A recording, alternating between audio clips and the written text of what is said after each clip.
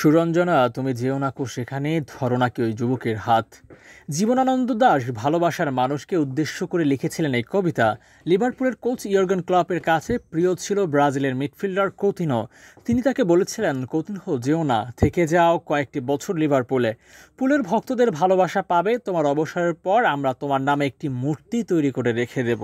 জীবনানন্দের সুরঞ্জনা গিয়েছিলেন কিনা জানা নেই, কৌতিনহো সব ছেড়ে পাড়ি দিয়েছিলেন বার্সেলোনায়। কৌতিনহোর বিদায়ে বড় অঙ্কের টাকা এসেছে লিভারপুলে। একটা সময় ধুঁকতে থাকা লিভারপুল দল শক্তিশালী করার মিশনে মনোযোগ দেয় সেই অর্থে। বাকিটা সবারই জানা, গত ৬-৭ বছরে ইংল্যান্ডের অন্যতম সফল ক্লাব তারা।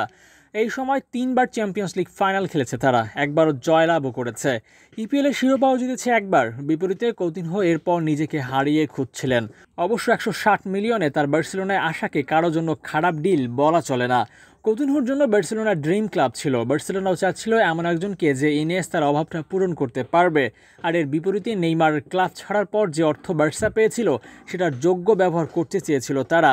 আর সেখানে মিডফিল্ডে কৌতিনহোর চেয়ে দারুণ কেউ ছিল না। বল পায় কৌতিনহো ছিলেন দারুণ, তার পাসিং, প্লেমেকিং, ড্রিবলিং ছিল সেরাদের লেভেলে। কিন্তু বার্সেলোনায় যোগদানের পর কিকে সেতিয়ানের ৪-৩-৩ ফরমেশনে নিজের জায়গা খুঁজে পাচ্ছিলেন না কৌতিনহো। বিশেষ করে কৌতিনহোর পেস এবং ওয়াইডে অ্যাটাকিং অপশন না থাকার অভাব তাকে ভুগিয়েছে অনেকদিন।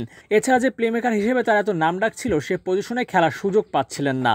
কেননা দলে আছেন লিওনেল মেসি, তাকে অগ্রাহ্য করে প্লেমেকার হিসেবে কৌতিনহোকে খেলানোর সাহস ভুলেও করবে না কোনো দল।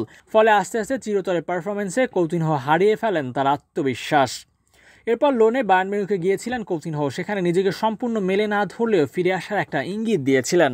কিন্তু বার্সেলোনায় এসে তার স্বভাবসুলভ খেলা খেলতে পারলেন না।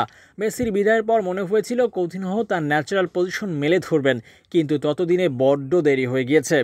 এরপর অ্যাস্টন ভিলা এসেছিলেন জেরার্ড, তাকে নিয়ে বাজিও ধরেছিলেন। কিছু ম্যাচে সেই পুরনো শট, ড্রিবলিং দেখিয়ে মুগ্ধ করেছিলেন, কিন্তু ধারাবাহিকতা রাখতে পারেননি। ফলে এখন ভিলার ক্যারিয়ার নিয়েও আছে সন্দিহান। এই সিজনে ভিলার হয়ে ২০ ম্যাচ খেলে গোল দিতে পেরেছেন মাত্র ১ ম্যাচে।